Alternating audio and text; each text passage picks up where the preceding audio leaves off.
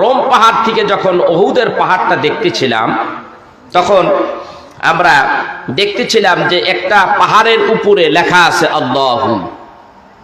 তো ওখানে কি হয়েছে? হুজুর, এই জায়গায় আমার নবীর রক্ত পড়েছিল, এখানেই আমার নবীর দুইটা দাঁত ভেঙেছিল, মাথার হেলমেটটা ভাঙ্গিয়া লোহার কড়াটা মাথার ভিতরে মজবুত করে ঢুকে গিয়েছিল। তখনই আমার বুখারী শরীফের হাদিসগুলি মনে পড়ে গেল। আমার আল্লাহ রাব্বুল আলামিন তার হাবিবকে কত ভালোবাসতেন। এই ভালোবাসার কারণেই আল্লাহ রাব্বুল আলামিনের নবী আল্লাহর দ্বীনকে কায়েম করার জন্য রক্ত ঝরিয়েছিলেন। উহুদের ময়দানে আমার নবীজি যখন ঢুকলেন, তাফসীরের কিতাবে আসছে, এমন সময় চাইয়া দেখে মুসলমানদেরকে যখন অ্যাটাক করতেছিল, হাবিব তিনি রহমাতের নবী অদৃশ্যর অনেক কিছুই দেখে। যার কাছে গায়েবের অনেক কথা, অনেক কিছুই তার কাছে দৃশ্যমান হয়ে যায়, যেহেতু সে পয়গম্বর। আল্লাহর নবী বলেন, এরে সাহাবীরা, আমার সাহাবীদের ভিতর থেকে কে আছো? আমি নবীর সামনে ঝাঁকে ঝাঁকে তীর আসতেছে, তীর। কাফেরেরা পাহাড়ের আড়াল থেকে বিষাক্ত তীরগুলি আমি নবীকে মারতেছে। কোন ব্যক্তি আছো রে, আমি নবীকে ওই তীরের কাছ থেকে আমাকে বাঁচাইয়া দিতে পারো? রাসূলের মুহাব্বত কাকে বলে? এমন সময় তাফসীরের কিতাবে আসে, তাফসীরটা হলো তাফসীরে ইবনে কাসির। তাফসীরে ইবনে কাসিরের মধ্যে আসে নবীজির এক সাহাবীর নাম হযরতে তালহা রাদিয়াল্লাহু তাআলা আনহু। তিনি এসে ডেকে বলে, ইয়া রাসূলুল্লাহ, ইয়া হাবিবাল্লাহ, আমি প্রস্তুত, আপনার গায়ে যেন একটা তীর না লাগে, সেই জন্যই আমি আপনাকে বাঁচাইয়া দেওয়ার জন্য প্রস্তুত আছি গো নবীজি। হযরতে তালহা রাদিয়াল্লাহু তাআলা আনহুর এই দেহটা প্রশস্ত ছিল, একটু লম্বা কিচিমের লোক ছিল। হযরতে তালহা দাঁড়িয়ে গেলেন রাসূলের সামনে। এর মধ্যে দুইটা তীর আসিয়া তালহা রাদিয়াল্লাহু তাআলা আনহুর শরীরের মধ্যে ঢুকে যায়। এই অবস্থায়ও হযরতে তালহা ডাকতে বলে, ইয়া রাসূলুল্লাহ, ইয়া হাবিবাল্লাহ, আপনি আমার বডির পিছনে থাকেন গো নবীজি।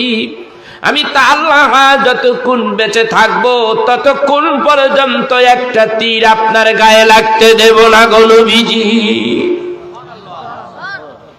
তীর তো লাগতেছে, একটার পর একটা ঘস ঘস করে ঢুকে যাচ্ছে। নবীজি তাকায়া দেখে এইভাবে তীরগুলি যেন আমার সাহাবীর দেহের মধ্যে বিঁধতেছে, একটু ডানে বামে উকি ঝুঁকি মারে, এইভাবে তীরগুলি লাগে। এমত অবস্থায় কেমন করে আমার সাহাবী এইভাবে দাঁড়াই আনছে। কিতাবের মধ্যে লেখে, সাহাবী যখন উকি ঝুঁকি মারে, নবীজি সাহাবীর পিছন থেকে উকি ঝুঁকি মারে তার চেহারাটা দেখার জন্য। সাহাবী হযরতে তালহা রাদিয়াল্লাহু তাআলা আনহু তিনি বুঝতে পারতেছেন নবীজি উকি ঝুঁকি মারে। তালহা ডাকতে বলে, ইয়া রাসূলুল্লাহ, ইয়া হাবিবাল্লাহ, আমি আপনাকে এই তীর থেকে তীরের আঘাত থেকে বাঁচাবার জন্য দায়িত্ব নিয়েছি।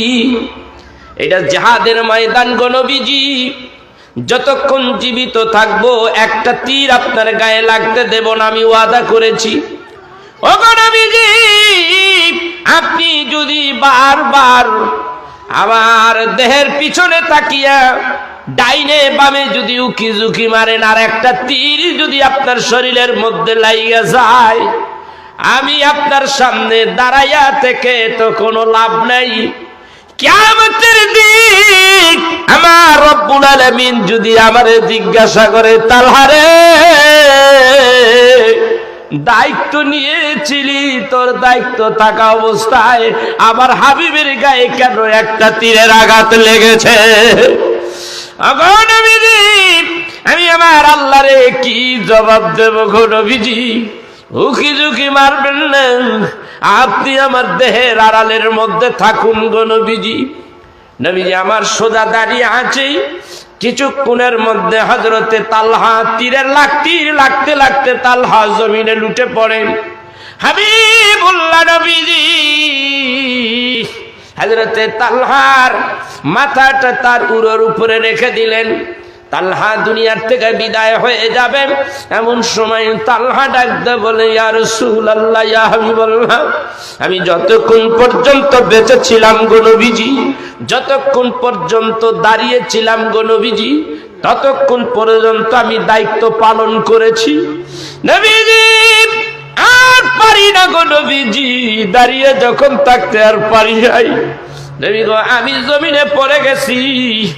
আমি কত ভাগ্যবান গো নবীজি।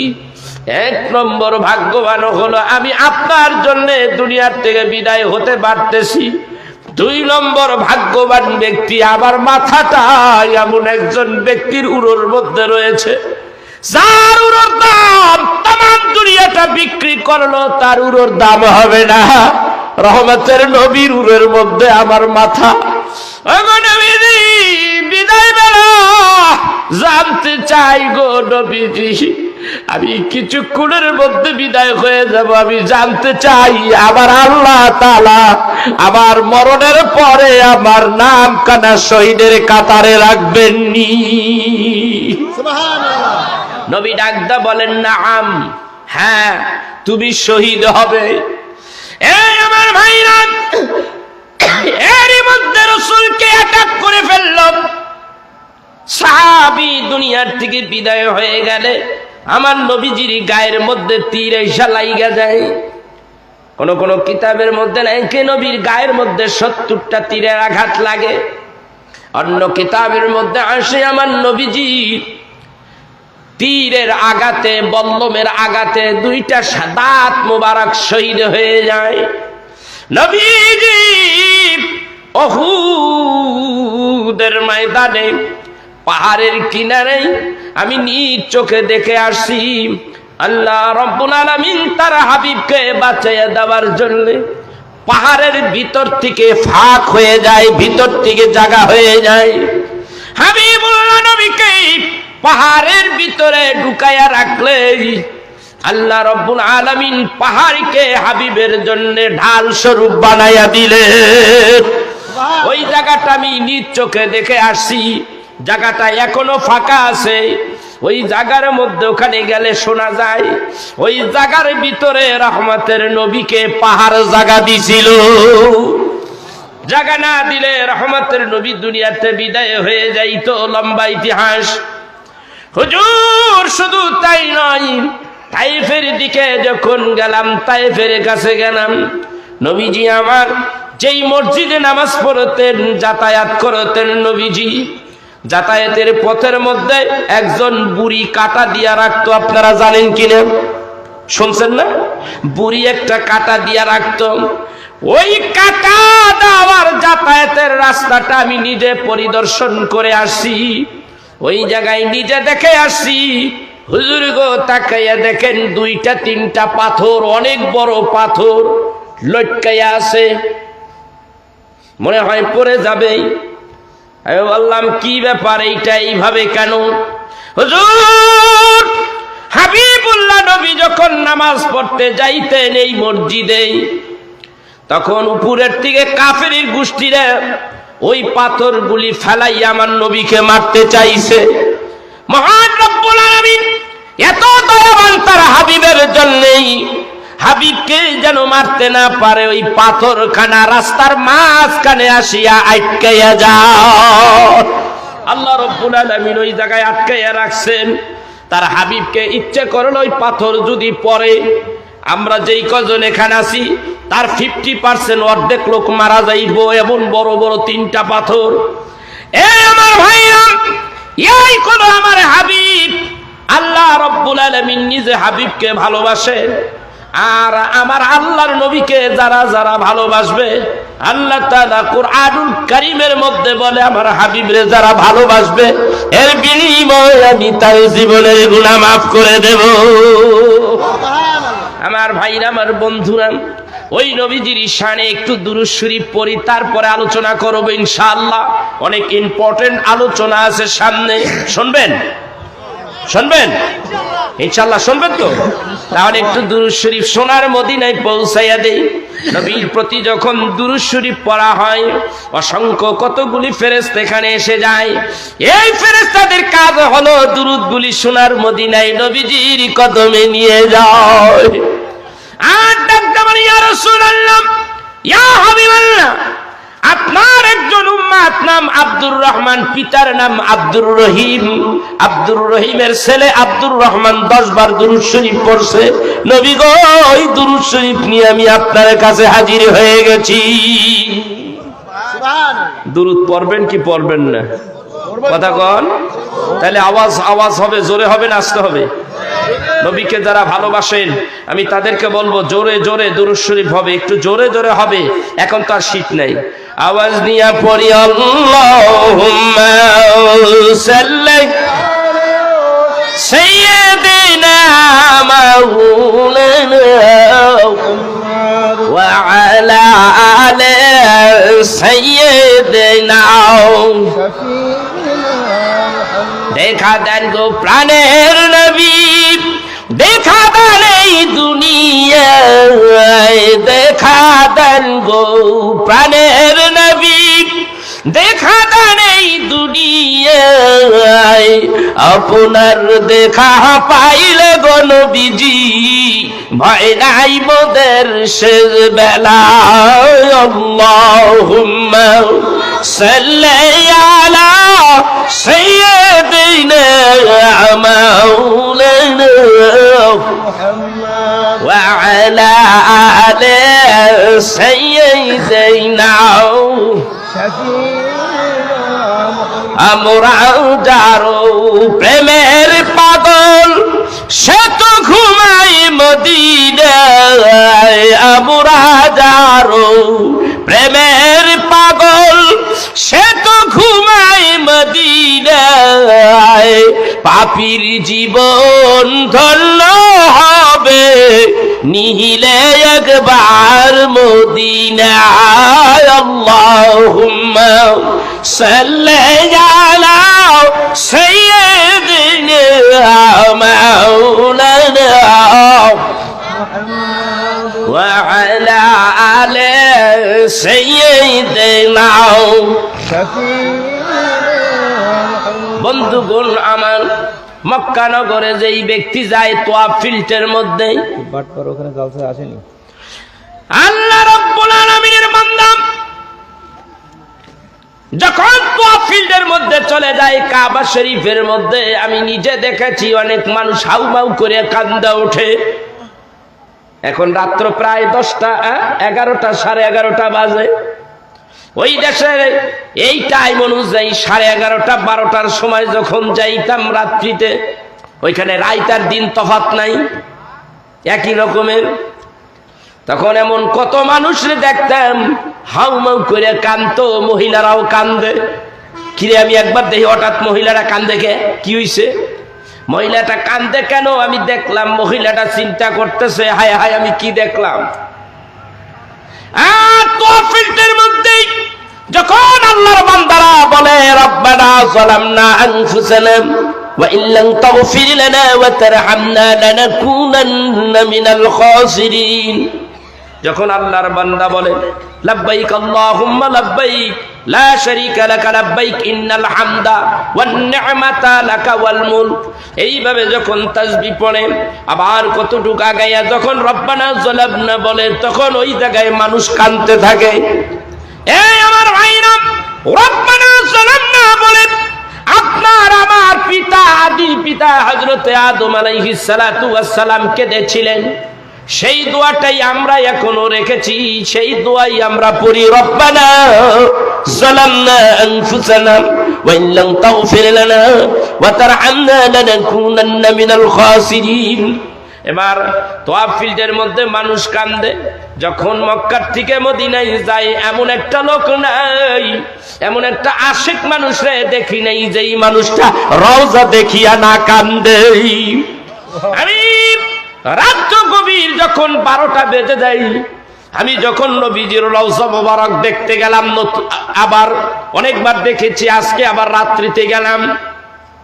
আমার সঙ্গে আমার কাফেলা আর কিছু কিছু কাফেলার লোক দেখতে পাইলাম। আমার সঙ্গে কিছু লোক গেছে, কিছু লোক হোটেলে ঘুমাইয়াছে। ওই সময় এমন দেশ আছে, এমন দেশের কিছু মানুষ আছে, ওই জায়গায় এখনো গেলে আবার নবীরে দেখা দেখা কান্দে। মানুষগুলি যখন ওই নবীর রওজা মুবারকের দিকে তাকাইয়া তাকাইয়া যখন সালাম দেয়, আসসালাতু আসসালামু আলাইকা ইয়া রাসূলুল্লাহ, আসসালাতু আসসালামু আলাইকা ইয়া হাবিবাল্লাহ, আসসালাতু আসসালামু আলাইকা ইয়া শাফিয়াল মাজনবী, এইভাবে সালাম দেয়। বহু দূর দূরান্ত থেকে এমন মানুষ আছে। আমি দেখতে পাইলাম কিছু মানুষ আসছে জর্ডান থেকে, কিছু মানুষ আসছে আপনার আফগানিস্তানের আছে, আরেকটা আছে আরেক দেশের মানুষ আছে উজবেকিস্তান। এই মানুষগুলি ওইখানটা কতগুলি মানুষ ঢোকে, আবার কতগুলি আছে আপনার চায়না।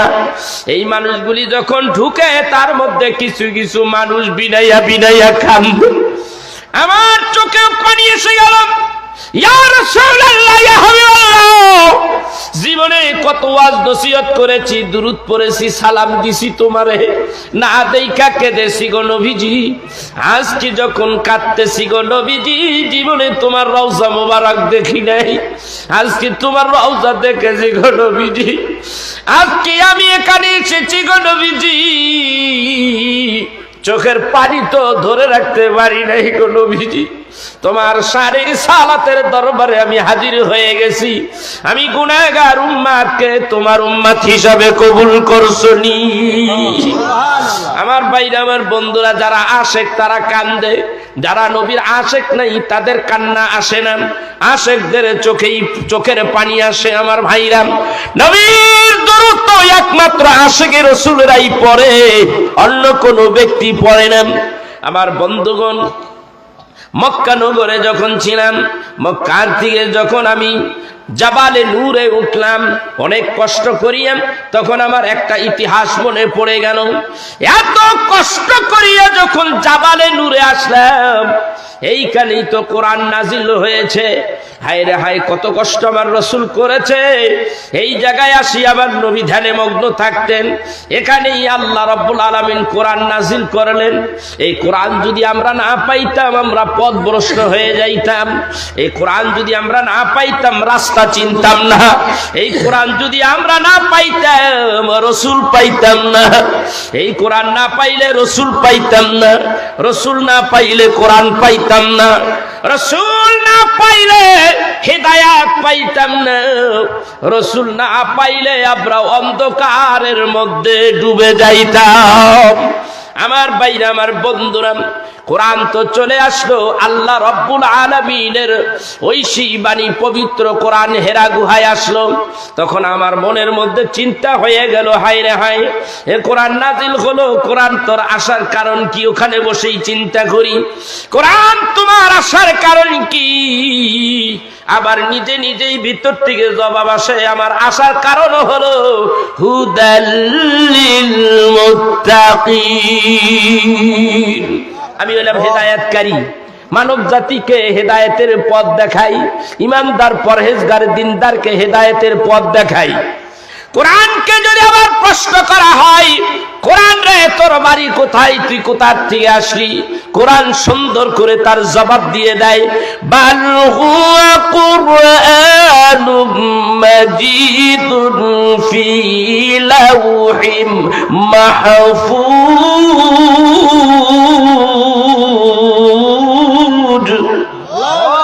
কোরআন জবাব দিয়ে আমার বাড়ি হলো লাউহে মাহফুজে। আমি সুন্দর অতীব একটা বরকতপূর্ণ একটি সুন্দর ফলকের মধ্যে সুরক্ষিত ছিলাম। ওখান থেকে মক্কা মদিনায় বিভিন্ন জায়গায় বিভিন্ন কারণে একটু একটু করে 23 বছরে আমি কোরআন জমিনে এসেছি। কোরআন তুমি আসছো, তুমি কি করবা, তোমার কারণ কি আসার?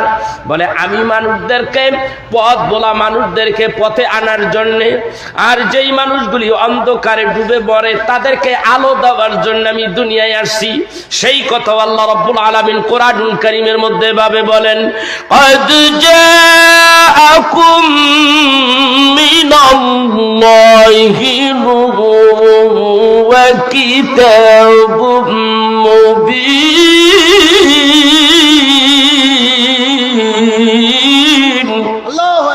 বলে আমার আসার কারণ হলো আমি কিতাব এসেছি, আল্লাহ কয় আমি পাঠাইয়া দিলাম, এই যে এসে গেছে তোমাদের কাছে, কোরআন দিলাম, নূর দিলাম।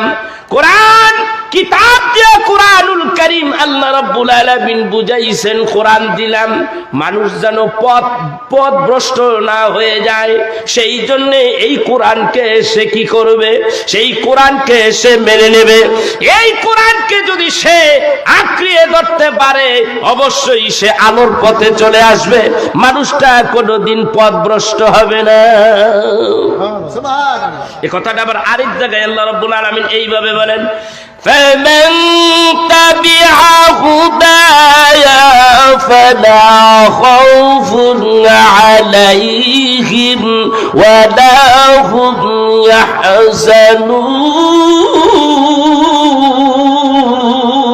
يحزنون। আল্লাহ রাব্বুল আলামিন বলেন ফামান তাবিআ হুদায়া, তাফসীরের কিতাবে আছে কোরআনের আরেক নাম হলো হুদা। এই হুদা অর্থাৎ এই কোরআনকে যারা মেনে নেবে, কোরআনের নিয়ম পদ্ধতিগুলি যারা, যেই মানুষগুলি নির্দ্বিধায় যখন আঁকড়িয়ে ধরবে, এর আদর্শকে যে ব্যক্তি আঁকড়িয়ে ধরবে, এই কোরআনের কথাগুলি যারা মেনে চলবে, তাদের অবস্থা কি হবে? লা খাউফুন, তাদের কোনো ভয় নেই, এই দুনিয়ায়ও নাই আখিরাতেও নাই, ওয়ালা হুম ইয়াহজানুন, তাদের কোনো চিন্তা নাই, দুনিয়ায়ও নাই আখিরাতেও নাই। চিৎকার দিয়ে বলেন সুবহানাল্লাহ। কোরআন এইবার তোমাকে আমি জিজ্ঞাসা করি, তুমি কখন আসছো? রাত্রে আসছো না দিনে আসছো? কোন তারিখে তুমি আসছো? কোরআন সুন্দর করে তার জবাব এইভাবে দেয়, বিসমিল্লাহির রহমানির রহিম, ইন্না আনজালনাহু ফি লাইলাতিল কদর ওয়া মা আদরাকা মা লাইলাতুল কদর লাইলাতুল কদরি খায়রুম মিন আলফি শাহর। আল্লাহ তাআলা ঘোষণা দিলেন, করোনা কোরআন বলে দিচ্ছে আমার জন্ম হইল লাইলাতুল কদরের রাত্রিতে। সুবহানাল্লাহ বলেন।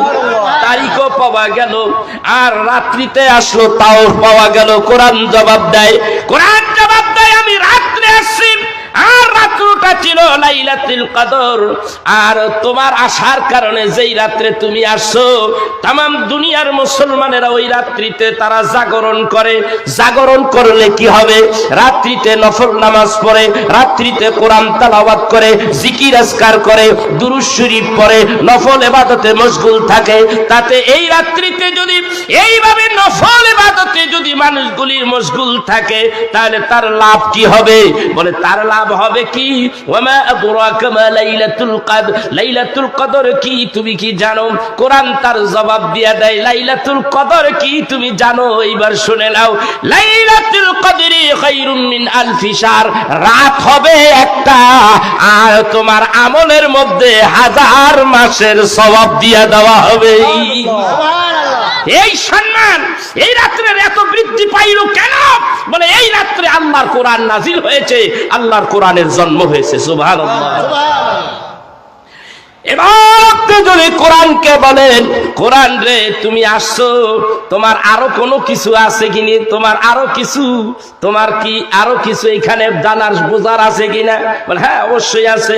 আমাকে অনুসরণ করলে আমি মানুষদেরকে একটা পথ দেখাবো, সেই পথের কথাটা আল্লাহ তাআলা কোরআনুল কারীমের মধ্যে বলেন, আলাম নাজআল লাহু আইনাইন ওয়া লিসানাহু ওয়া শাফাতাইন ওয়া হাদাইনাহু নাজদাইন।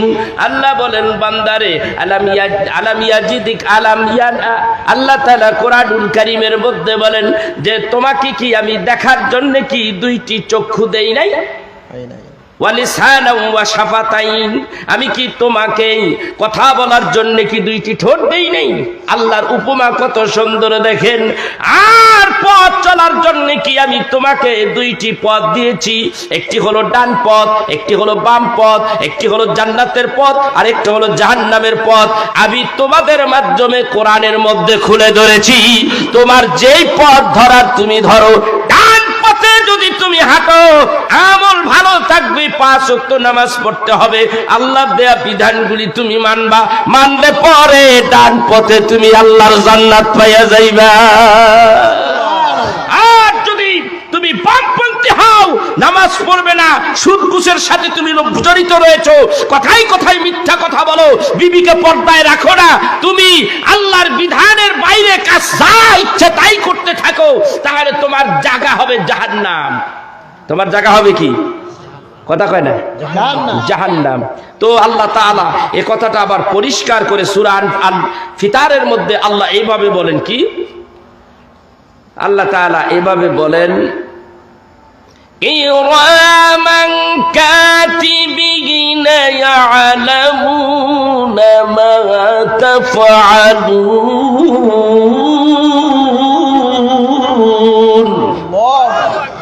ইন্নাল আবরারা লাফি নাঈম ওয়া ইন্নাল ফুজ্জারা লাফি জাহিম।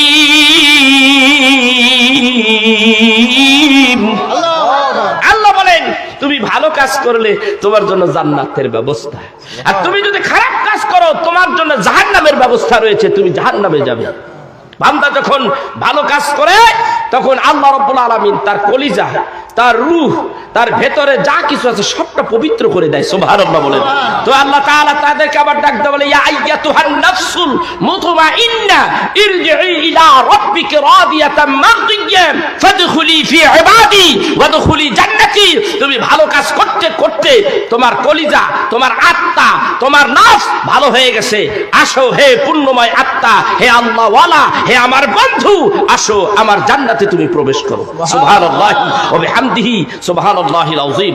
এভাবে যদি কথা বলতে থাকি সারা রাত শেষ হয়ে যাবে। বন্ধুগণ আমার, এই কোরআনের জন্য মানুষ কত কষ্ট করেছে, কোরআন সুন্নাহর জন্য।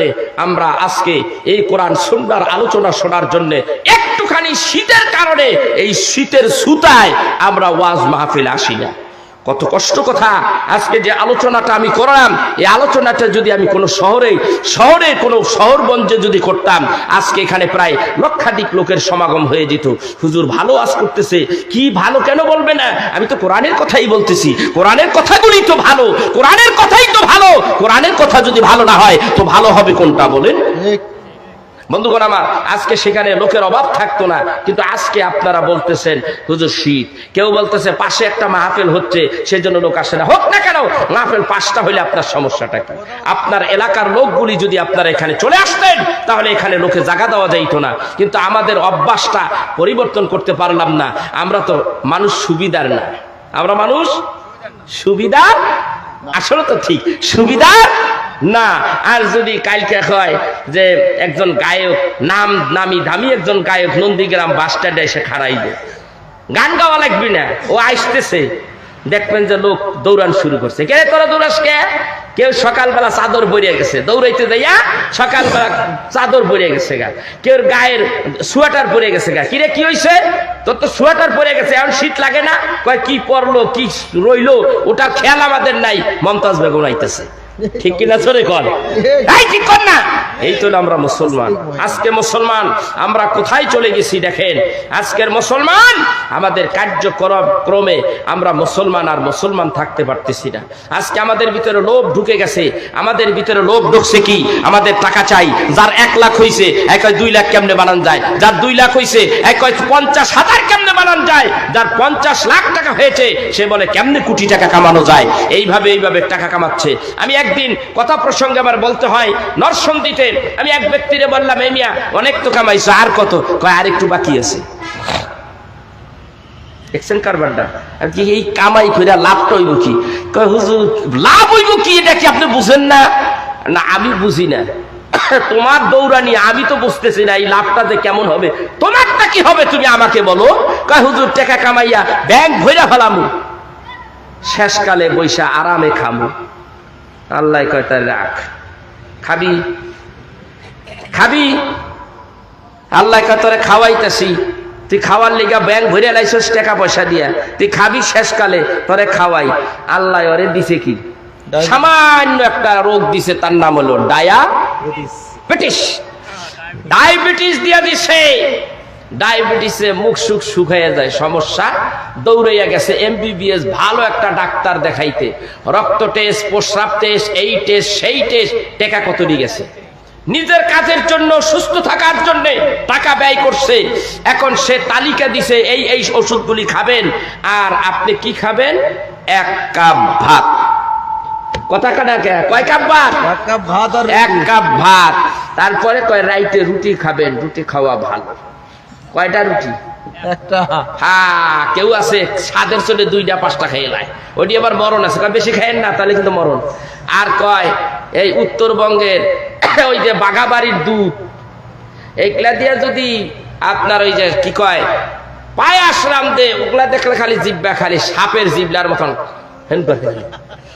ওইগুলা যখন সামনে আসে সাবধান, জিবলা কিন্তু নরবি চর্বি, ওটা দেখলে লড়ানো যাবে না, ওটা তোমার জন্য হারাম।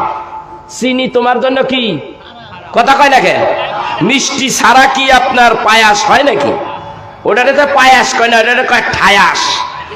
তোমার জন্য পায়াস খাওয়া হারাম, মিষ্টি তো চলবেই না।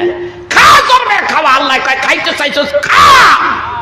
খালি কান্দে আর কয় যখন দাড়ি দুড়ি পাইকে একেবারে ঝুনা হয়ে গেছে, কি খবর?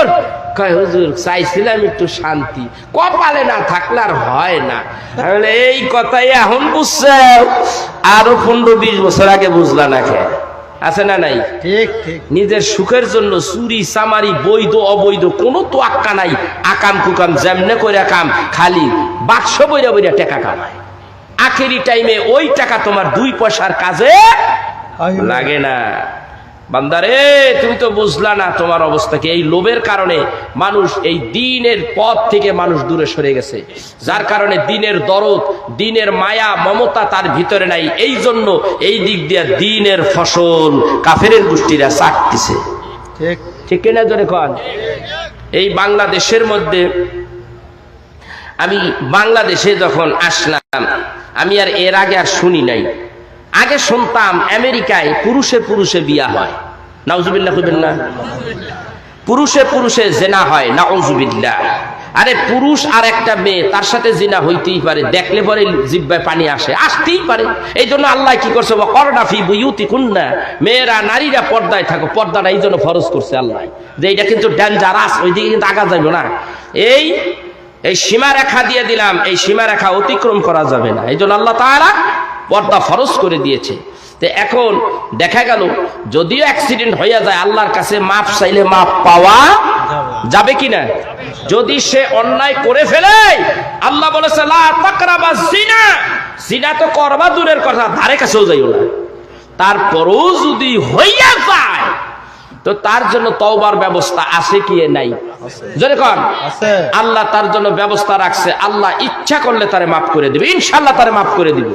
কিন্তু পুরুষে পুরুষে যে জিনাটা হয়, নাউজুবিল্লাহ, কিয়ামত পর্যন্ত তওবা করবি, মাফ চাইবি, মাফ পাবি না। ঠিক কিনা যেরকম বাংলাদেশের মধ্যে এটা স্টার্ট হয়ে গেছে গা, নাউজুবিল্লাহ কন না, নিজেরে নিজে মহিলা বানাইয়া রাখছে, আছে না নাই? দেখছেন কিনা এর মধ্যে এটা ভাইরাল হয়ে গেছে গা, যারা মোবাইল চালান, টাচ মোবাইল, এরা দেখবেন এটা ভাইরাল হয়ে গেছে গা। এটা এমন একটা, এটা হলো আমেরিকা ব্রিটিশদের চাল, এটা খ্রিস্টানদের চাল, ইহুদিদের চাল, এটা নাসারাদের চাল। এই চাল দিয়ে এই ভাইরাস বাংলাদেশের মধ্যে ঢুকিয়ে দিছে। এখন আমাদের ইমানটা কোথায় আছে বলেন? বলেন। দেখবেন শরীফ নাম আসিল শরীফ, ওখানে হয়ে গেছে শরীফা, আসিল লেডি, আসিল লেডাস, হয়ে গেছে লেডিস। কথা বুঝতে পেরেছেন? তারা জিজ্ঞাসা করা হলো, আপনি যদি এই যে এখন পুরুষ নারীর রূপ ধরে ভেষ ধরে আসেন, আপনি এখন যদি বিয়ে করেন তাহলে কাকে বিয়ে করবেন? সে বলতেছে, আমি বিয়ে যদি করি তাহলে একটা পুরুষরেই বিয়ে করব। এক পুরুষে জব দিচ্ছে, বিয়ে করলে পুরুষকেই বিয়ে করব। দেশ আছে কোথায় বলেন তো দেখি?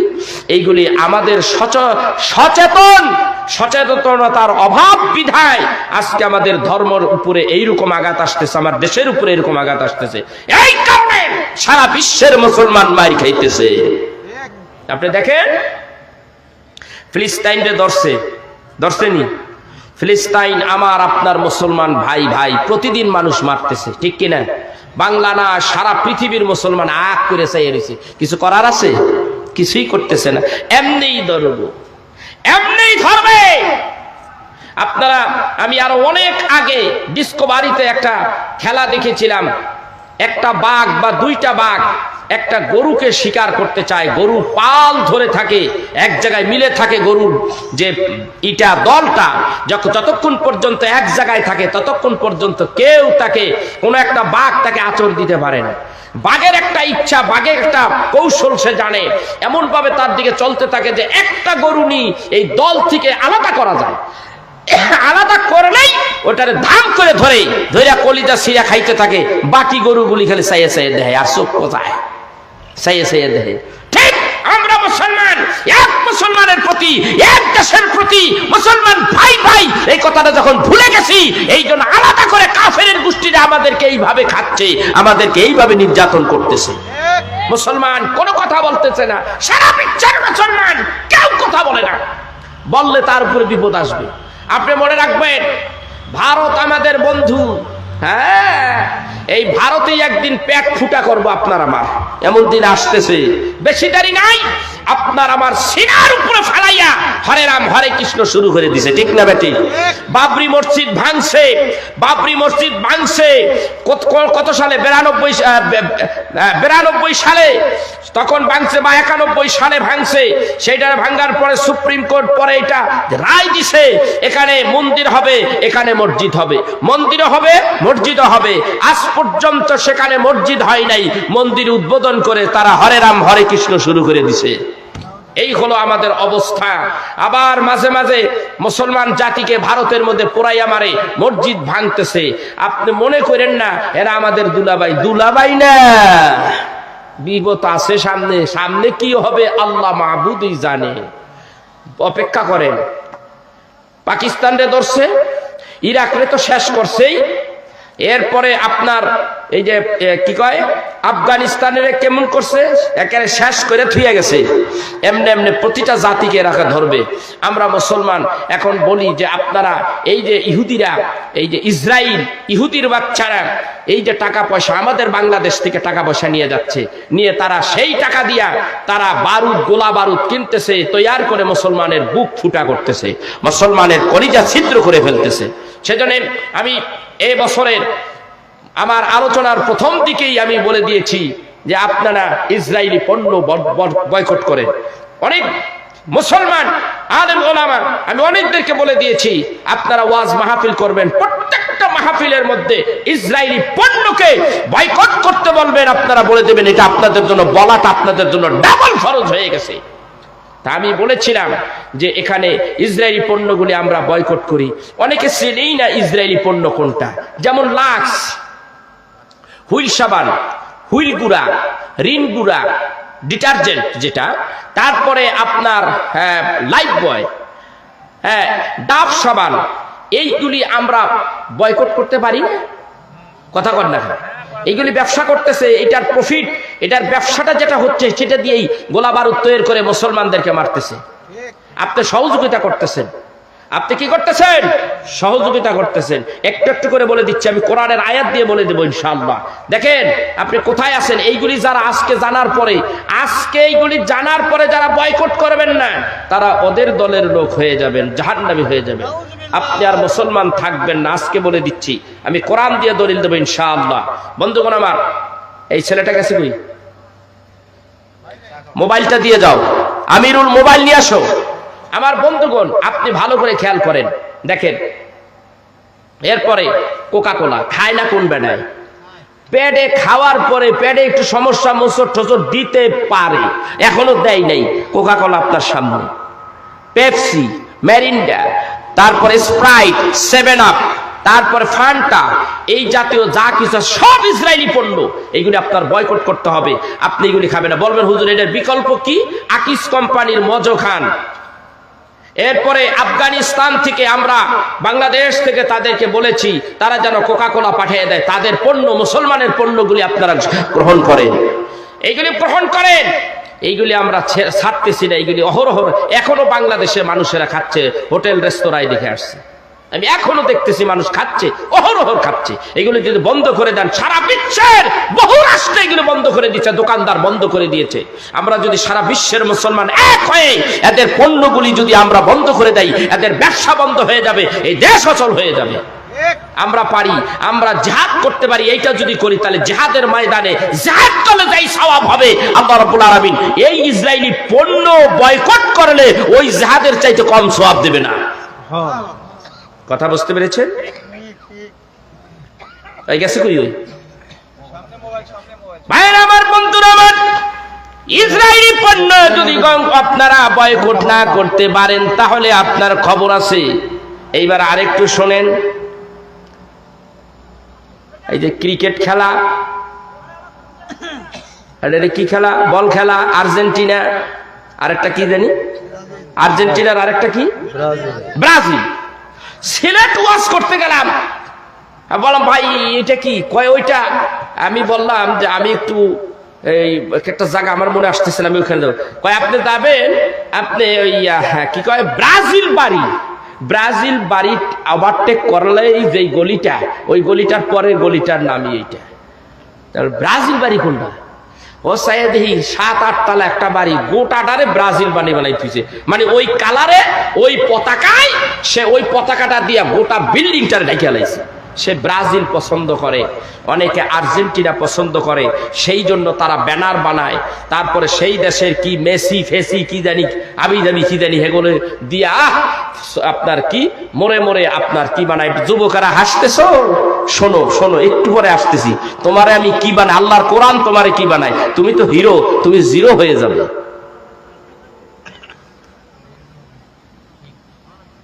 এইগুলি মুসলমানের, এই বাংলাদেশের মুসলিম কান্ট্রিতে যেই ব্যানারগুলি দিয়া তারা এলাকাটাকে ভরে ফেলায়, এই ব্যানারের টাকা দিয়া আমার তো মনে হয় কয়েকশো কোটি টাকা তারা নষ্ট করে ফেলায়, শুধু আর্জেন্টিনা আর এই ব্রাজিলের এই ব্যানার আর পতাকা দিয়া। কোন কোন বিল্ডিং এর মধ্যে আর্জেন্টিনা আর ব্রাজিলের পতাকা অহরহর খালি একটার পর একটা বাড়ি ঘন ঘন টান দিয়ে উঠতেছে। জিজ্ঞাসা করলাম, তুমি এইগুলি টানাচ্ছ, তোমার বাংলাদেশের তো পতাকা কয়টা টানাইছো? একটাও তো দেখি না। তুমি কি বাংলাদেশকে ভালোবাসো না? তোমার মাতৃভূমিকে ভালোবাসো না? আল্লাহর নবী তার দেশকে ভালোবেসেছিলেন। মক্কার থেকে যখন হিজরত করে মদিনায় চলে গেছেন, তিনি আবার আল্লাহ রাব্বুল আলামিন তার মাধ্যমে আবার সেই মক্কা বিজয় করছে, করে নাই? আল্লাহ রাব্বুল আলামিনের নবী তার মাতৃভূমিতে আবার ফিরে এসেছেন মাতৃত্বের টানে। আপনি যদি আপনার দেশকে যদি ভালো না বাসেন, আপনি তো মুসলমানই না। আপনি কোথায় আছেন, কিভাবে থাকবেন বলেন তো দেখি।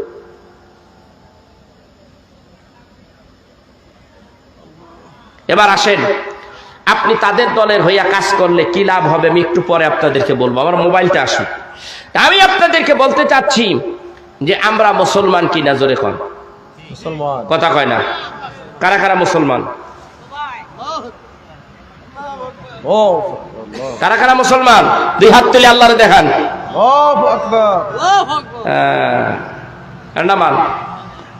আপনি দেখাইলেন লেবেল, লাগাইলেন লেবেল, এক নাম্বার সুরেশ খাঁটি সরিষার তেল, ঢালছি পরে খালি কেরোসিনের গন্ধ করে।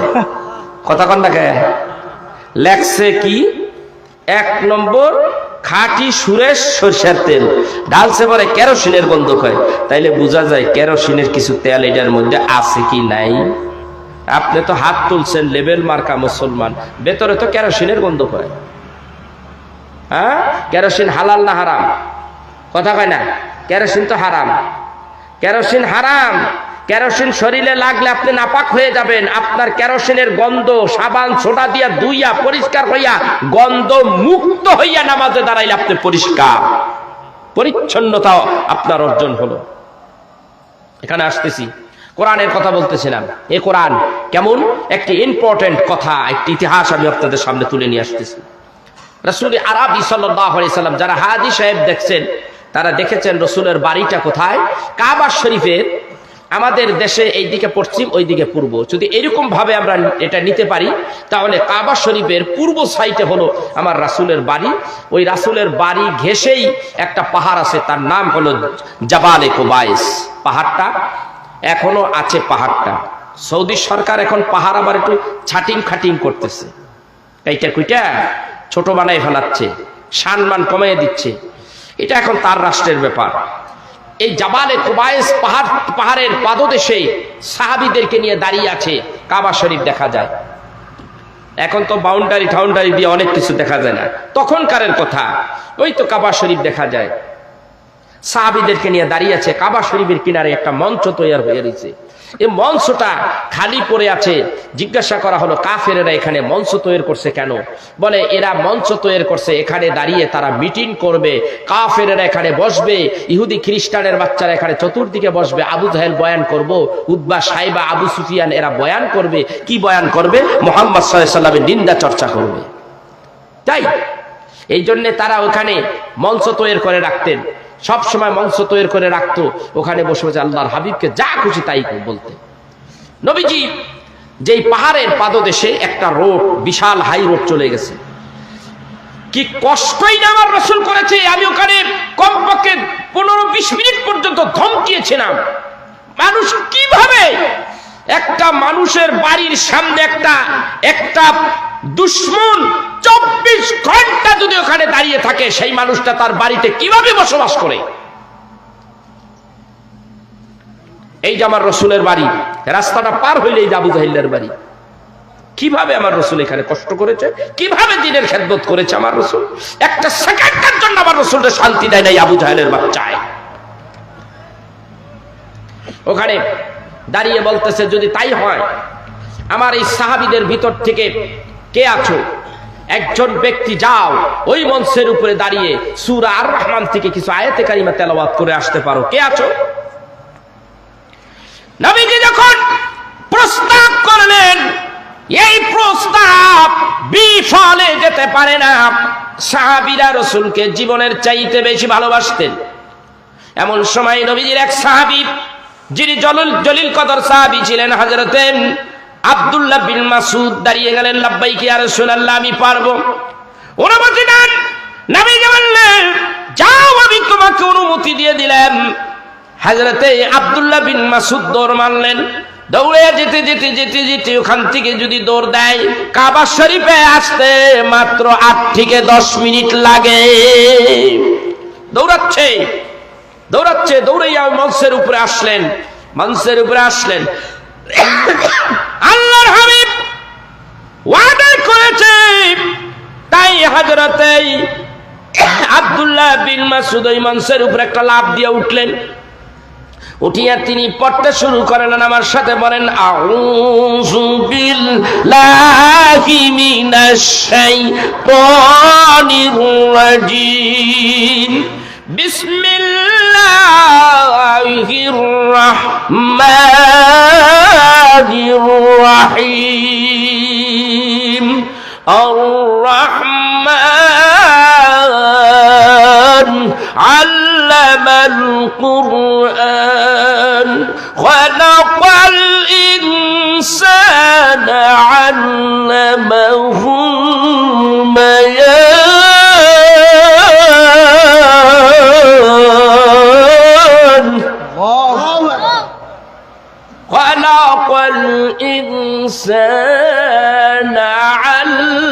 আল্লামাহুল বায়ান।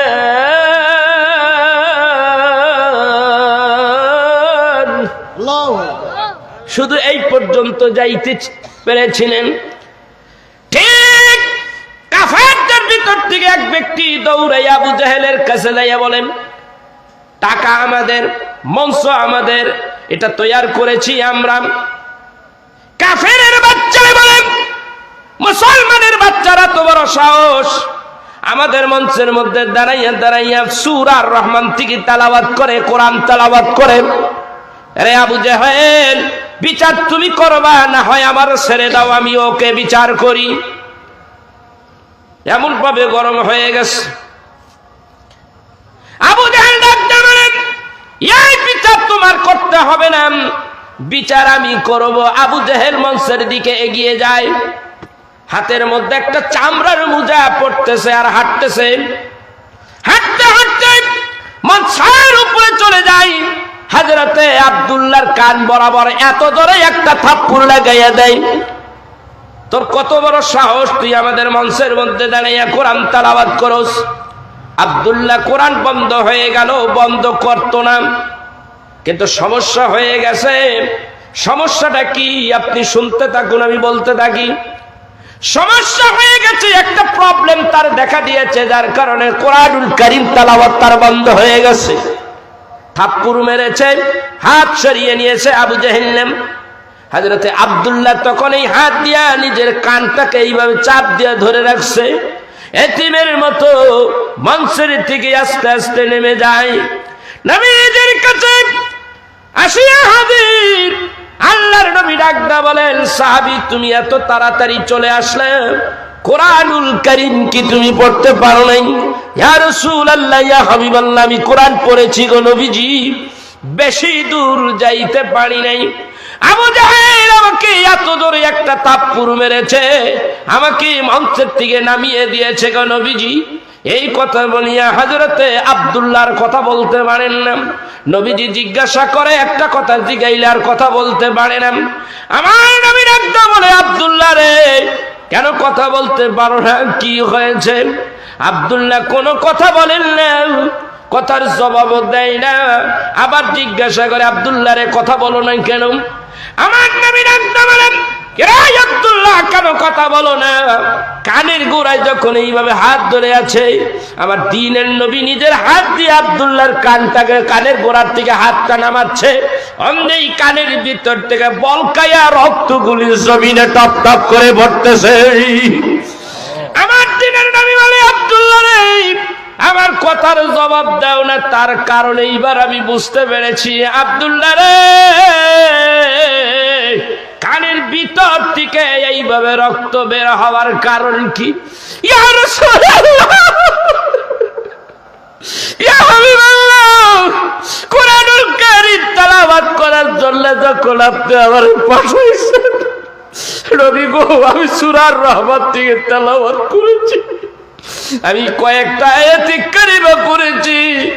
আবু জাহেল আইসা আমার কানের গোড়ায় এত জোরে থাপ্পড় মেরেছে নবী গো, তারপর আমি কিন্তু কোরআন পড়া বন্ধ করতাম না। আমি কোরআন পড়া বন্ধ হয়ে গেছে ওই আঘাতে, আবু জাহেলের থাপ্পড়ের আঘাতে আমার কানের পর্দাটা ফাটিয়া এত জোরে ব্যথা হইতেছিল গো নবীজি, আমি আর কোনো কথা বলতে পারতেছিলাম না। হযরতে আব্দুল্লাহ চোখের পানি বেলাইয়া বেলাইয়া কাঁদে, আর কান দিয়া যখন বলকাইয়া টপ টপ করে রক্তগুলি পড়ে, আব্দুল্লাহর কান্না দেখিলাম দ্বীনের নবী কান্দেই, সাহাবীরাও নবীর কান্না দেখে কান্না শুরু করলেন। এমন সময় আল্লাহ তাআলা জিবরাইলকে ডাইকা বলে, জিবরাইল, জমিনে যার তাড়াতাড়ি জমিনে যা। জিবরাইল, আমার হাবিব কান্দেই, আমার সাহাবীর কানের পর্দা ফেটে গেছে, যার কারণে আমার রাসূল কান্দে। রাসূলের কান্নার কারণে অন্যান্য সাহাবীরাও কান্দে। খবরদার খবরদার, তুই কিন্তু ওই জায়গায় যাইয়া কাঁদবি না, তুই একটা মুস্কি হাস দিয়া বিদায় হয়ে আসবি। হযরত জিবরাইল বলে, ইয়া রাব্বুল আলামিন, তার কারণ কি? আল্লাহ তাআলা তার কারণটা তারে গোপনে জানাইয়া দিলেন। জিবরাইল জমিনে আসলেন, জাবালে কুবাইস পাহাড়ের কিনারে সাহাবীদের দলের মধ্যে চলে আসলেন। রাসূল আরবি সাল্লাল্লাহু আলাইহি ওয়াসাল্লাম তাকায়া দেখে জিবরাইল আস্তে আস্তে নবীজির কাছে আসতেছে, মুস্কি মুস্কি হাসি। আল্লাহর নবী ডাকতে বলে, জিবরাইল, আমি ভেবেছি আজকে যেই পরিবেশ বিরাজ করতেছে এইখানে, এই উপলক্ষে হয়তো আল্লাহ রাব্বুল আলামিন কোরআনের কোন আয়াতে কারিমা নাজিল করেছে। এই আয়াত নিয়ে তুমি আমার কাছে আসবা। এখন দেখি তুমি আমার কাছ থেকে আসছো, আবার আয়েশা পিছনের দিকে চলে যাও হাসতে হাসতে। আমি জানতে চাই আমার সাহাবীর কানের পর্দা ফেটে গেছে, যার কারণে আমার সাহাবী কান্দে। সাহাবী কান্নার কারণে আমি কান্দি, আমার কান্নার কারণে অন্যান্য সাহাবীরা কান্দে। এই পরিবেশে তো তোমারও কান্নার কথা ছিল, তুমি কাঁদো না। না কাঁদিয়া কাঁদিয়া এইভাবে হাসতে হাসতে চলে যাও, তার কারণ কি আমি একটু জানতে চাই। রাসূলুল্লাহ সাল্লাল্লাহু আলাইহি ওয়াসাল্লাম এই কথার প্রশ্ন করেছেন, জবাব দেওয়াটা ওয়াজিব। হযরত জিবরাইল বলেন, ইয়া রাসূলুল্লাহ, ইয়া হাবিবাল্লাহ, এই কথার জবাব আমি আজকে মক্কায় দেব না। ওগো নবীজি, আমি বিদায় হইয়া যাই, এই জবাবটা আমি মদিনায় আপনাকে দিয়া দেব গো নবীজি। আমার ভাইনা, আমার বন্ধুরা, লম্বা ইতিহাস। এই কথার জবাবের জন্য মদিনায় যাইতে হবে। বদরের জিহাদ হলো বদরের ময়দানে। ওই বদরের ময়দানে গেলে এখনো দেখা যায় সেই ইতিহাস। বদরের ময়দানে যখন বিজয় হলো মুসলমানদের, আবু জাহেলের পরাজয় হলো, কাফেরদের পরাজয় হয়ে গেল, আবু জাহেলও পড়ে গেল। সাহাবীরা বলে, ইয়া রাসূলুল্লাহ, ইয়া হাবিবাল্লাহ, বদরের ময়দানে আমাদেরই বিজয় হয়ে গেছে। যেহেতু আল্লাহ রাব্বুল আলামিনের নবী পাহাড়ে বসে কেঁদেছিল, আল্লাহ ওয়াদা করেছিল, হাবিব আপনার কাঁদতে হবে না। কেন আপনি কাঁদেন আমাকে বলুন। হাবিব বলে, আল্লাহ গো, এতগুলি সাহাবী, মাত্র 313 জন সাহাবী গুছাইয়া গাছাইয়া আমি এখানে নিয়ে আসছি, এরা যদি একালে তাড়াতাড়ি মরে যায়, শহীদ হয়ে যায়, বুখারীর বর্ণনায় আসছে, নবী আমার ডাক দিয়া কই, এরা যদি শহীদ হয়ে যায়, আল্লাহ রে, আমি কাদের নিয়ে তোমার এই দিনের খেদমত করব। এই বলিয়া নবী আমার কান্দে। আল্লাহ তাআলা ডাকদা বলেন, ওয়ালা তাহিনু ওয়ালা তাহজানু ওয়া আনতুমুল আ'লাউনা ইন কুনতুম মুমিনিন।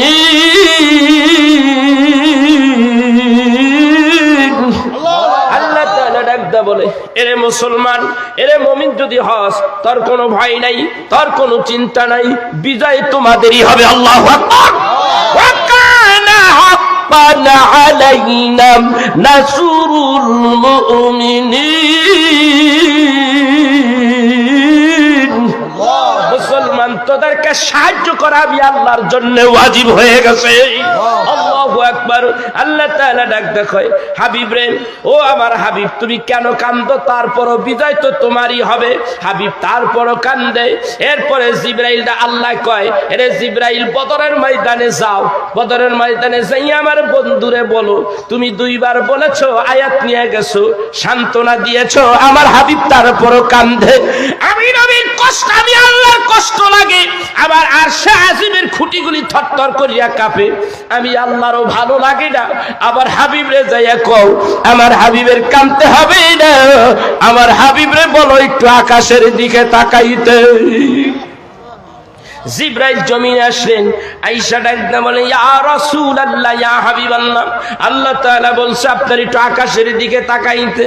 নবীজি আমার ডাক দিয়ে বলেন, আমি একটু আকাশের দিকে তাকাইলাম, তাকাইয়া দেখি অসংখ্য ফেরেশতারা আকাশের মধ্যে দাঁড়িয়ে আছে।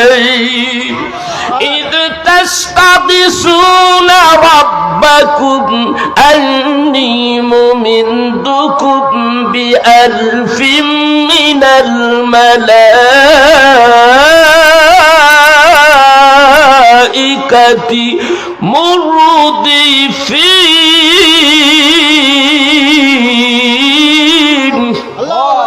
হাবিব, আপনাকে আপনার সাথীদেরকে বিজয় করার জন্যই আমি রব্বুল আলামিন 1000 ফেরেশতা নির্বাচন করেছি। ফেরেশতারা